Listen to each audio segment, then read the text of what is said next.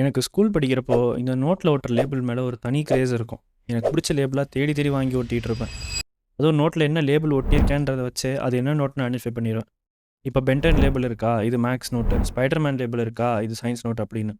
இதே மாதிரி நம்ம ப்ரோக்ராம் எழுதுகிறப்பவும் என்ன வேல்யூஸ் யூஸ் பண்ணுறோம் அப்படின்னு ஈஸியாக ஐடென்டிஃபை பண்ண ஒரு வழி இருந்தால் நல்லாயிருக்கும்ல. எப்படி லேபிள் வச்சு அது என்ன நோட்னு கண்டுபிடிக்கிறோமோ அதே மாதிரி பைத்தான்லேயும் நம்ம வேரியபிள்ஸ் வச்சு என்ன டேட்டா சேவ் பண்ணி வச்சுருக்கோன்னு கண்டுபிடிச்சிடலாம். சூப்பரில். இப்போ லேபிளில் நம்ம நேம், கிளாஸ், சப்ஜெக்ட் அப்படிலாம் டீட்டெயில்ஸ் எழுதியிருப்போம். இதை வச்சு எப்படி நான் என்ன சப்ஜெக்ட் நோட்னு ஐடென்டிஃபை பண்ணுறேனோ அதே மாதிரி வேரியபிள் நேம் வச்சு நீங்கள் என்ன வேல்யூ சேவ் பண்ணி வச்சுருக்கீங்கன்னு கண்டுபிடிச்சிடலாம். இதே உங்களுக்கு ஸ்கூல் படிக்கிறப்ப ஃபேவரட் லேபிள் எதுன்னு கமெண்ட்ஸில் சொல்லுங்கள். இப்போ வேரியபிளோட ஒரு குட்டி டெஃபினேஷன் பார்த்துட்டு எக்ஸாம்பிளுக்கு போயிடலாம். வேரியபிள்னா it is a named storage location that holds a value. Named storage location holds a value. இப்போது ஸ்டார்ட்டுக்கு போய் சிஎம்டி ஓப்பன் பண்ணிக்கோங்க. ஸோ அதில் பைத்தான் ஷெல் ஓப்பன் பண்ணிக்கோங்க. அதில் பென்டன் லேபிள் ஈக்குவல் டு மேக்ஸ் அப்படின்னு நான் ஒரு வேரியபிள் க்ரியேட் பண்ணுறேன். இப்போ இதில் நம்ம டெஃபினேஷன் படி பார்த்தீங்கன்னா மேக்ஸ் அப்படின்றது தான் வேல்யூ, பென்டன் லேபிள் அப்படின்றது தான் நம்ம வேரியபிளோட பேர், நேம். அண்ட் நம்ம ப்ரோக்ராம் இந்த வேல்யூ ஞாபகம் வச்சுக்கணும்ல. ஸோ அந்த வேல்யூவை ஒரு இடத்துல ஒரு கம்மியான ஸ்பேஸை யூஸ் பண்ணி அதை சேவ் பண்ணி வச்சுக்கோம். எப்படி நம்ம ஒவ்வொரு டைமும் பேக்கில் இருந்து நோட் எடுக்கிறப்போ லேபிள் வச்சு என்ன சப்ஜெக்ட் நோட்னு ஐடென்டிஃபை பண்ணுறோமோ அதே மாதிரி வேரியபிள்ஸை திரும்ப திரும்ப எத்தனை டைம் நம்ம கோடில் யூஸ் பண்ணாலும் நம்ம ப்ரோக்ராம் அதை மெமரியிலேருந்து எடுத்து அதோட வேல்யூ ஐடென்டிஃபை பண்ணிடும். ஸோ அதுதான் நம்ம named storage location that holds a value அப்படின்னு சொல்கிறோம். இப்போ இதே மாதிரி Spiderman label equal to science, name is equal to Loki, இந்த மாதிரி வேரியபிள்ஸ்லாம் நான் க்ரியேட் பண்ணிக்கிறேன். இப்போது பிரிண்ட் ஆஃப் நேம்னு கொடுத்தா அது மெமரியிலேருந்து வேல்யூவை வாங்கி என்னோட நேமை டிஸ்பிளே பண்ணுது ஸ்க்ரீனில். இப்போ நோட் புக்னால் நம்ம லேபிள் ஒட்டுறோம், ஆனால் எல்லாத்துலேயும் லேபிள் ஒட்டி ஐடென்டிஃபை பண்ணிட முடியுமா? மேக்ஸ் புக் இருக்குது, சயின்ஸ் புக் இருக்குது, ஸ்கூலுக்கு கொண்டு போகிற லஞ்ச் இருக்குது, எல்லாத்தையும் நோட் புக்கில் போட்டு லேபிள் ஒட்ட முடியாதுல்ல. இப்போ மேக்ஸ்னால் நம்பர்ஸ் இருக்கும், சயின்ஸ்னால் வேர்ட்ஸ் இருக்கும், நோட்டில் எழுதி நம்ம வச்சுக்கலாம். ஆனால் லஞ்ச் வைக்க பாக்ஸ் வேணும் இல்லையா? ஸோ ஒவ்வொரு விஷயத்தையும் ஸ்டோர் பண்ணிக்க டிஃப்ரெண்ட் கண்டெய்னர்ஸ் தேவைப்படுது. இப்போ இன்னொரு எக்ஸாம்பிள் எடுத்துக்கலாம். நான் ஸ்கூல்லேருந்து வந்தோடனே நேராக கிச்சனுக்கு போவேன், ஏதாச்சும் சாப்பிட ஸ்நாக்ஸ் இருக்கா அப்படின்னு தேடி. அங்கே நிறைய டப்பா இருக்கும். அரிசிக்கு ஒரு பெரிய டப்பா இருக்கும், மசாலா போட்டு வைக்க ஒரு குட்டி டப்பா இருக்கும், ஸ்நாக்ஸுக்கு ஒரு தனி டப்பா இருக்கும், ஆயில் ஊற்றி வைக்க ஒரு தனி பெரிய பாட்டில் இருக்கும்.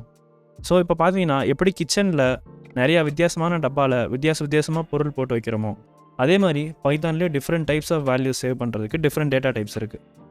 பைத்தானில் எண்கள், அதாவது நம்பர்ஸ் சேவ் பண்ணி வச்சுக்க இன்டீஜர்னு டேட்டா டைப் இருக்குது. அண்ட் டெசிமல் நம்பர்ஸ்க்கு ஃப்ளோட்னு டேட்டா டைப் இருக்குது. அதே மாதிரி எழுத்துக்கள், லெட்டர்ஸ் அண்ட் வார்த்தைகள், வேர்ட்ஸ், இதுக்கு ஸ்ட்ரிங்குன்ற டேட்டா டைப் இருக்குது. ஸோ டிஃப்ரெண்ட் கண்டெய்னர்ஸ் இருக்க மாதிரி பைத்தான்லேயும் டிஃப்ரெண்ட் வேல்யூஸ் சேவ் பண்ணி வச்சுக்க டிஃப்ரெண்ட் டேட்டா டைப்ஸ் இருக்குது. இப்போ நம்ம கிச்சன் எக்ஸாம்பிளுக்கே கோட் எழுதலாம். இப்போ உங்கள் வீட்டு கிச்சனில் மொத்தம் 10 ஷெல்ஃப் இருக்குதுன்னு வச்சுக்கோங்க. ஸோ நம்பர் ஆஃப் ஷெல்ஃப்ஸ் 10 அப்படின்றதுக்கு நம் ஷெல்ஃப்ஸ் ஈக்குவல் டு 10 அப்படின்ற ஒரு வேரியபிள் நான் க்ரியேட் பண்ணிக்கிறேன். இப்போ அரிசி எவ்வளோ இருக்குன்னா 10 கிலோ இருக்குது. ஸோ இதையும் நான் ஒரு வேல்யூ சேவ் பண்ணி வைக்கணும். அப்போது rice weight KG equal to 10.5 அப்படின்னு போட்டு நான் இன்னொரு வேரியபிள் க்ரியேட் பண்ணிக்கிறேன்.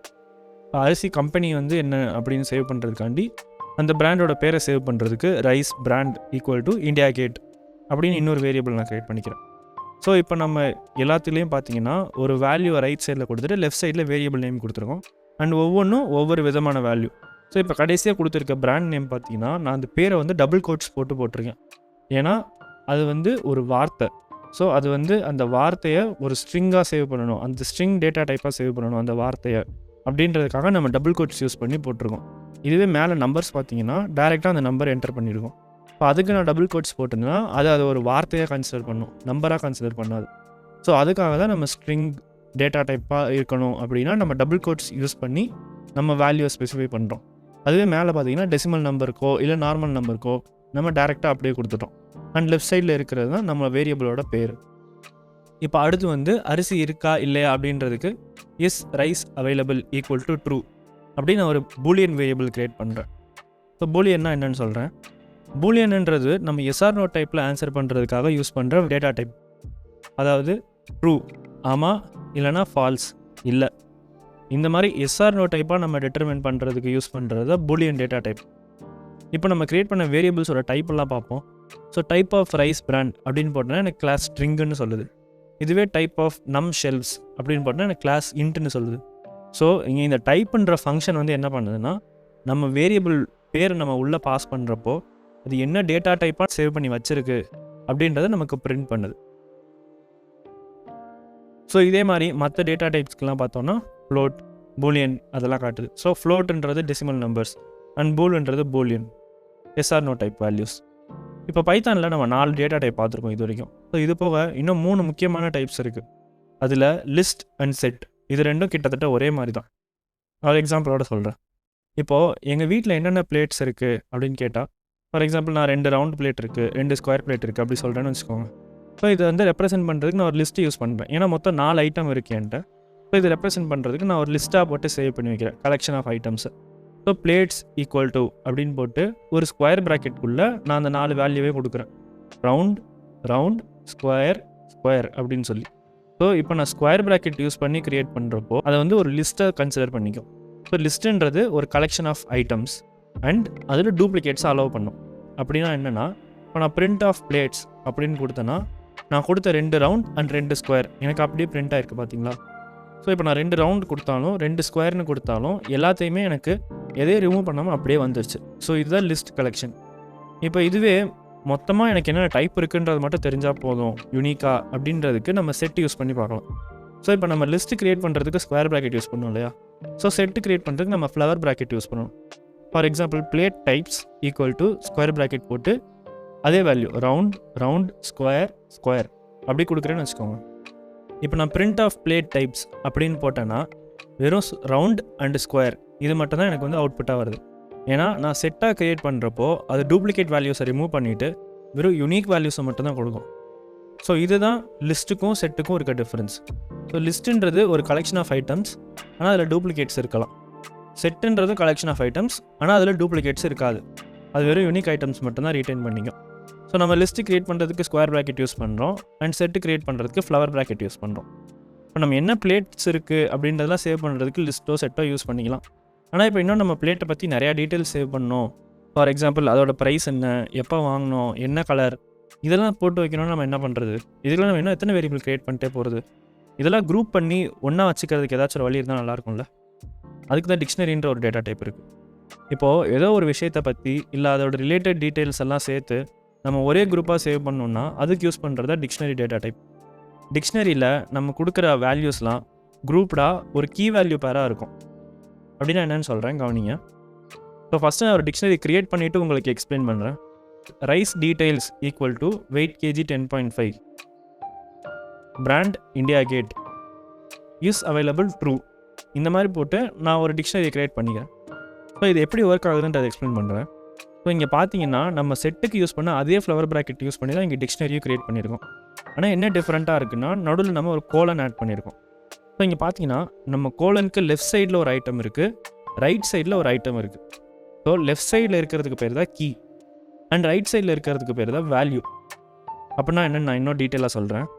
ஸோ இந்த இடத்துல பார்த்தீங்கன்னா நம்ம ரைஸை பற்றின எல்லா டீட்டெயில்ஸையும் ஒரே குரூப்பாக சேவ் பண்ணணும் அப்படின்றத நம்மளோட அப்ஜெக்டிவ்.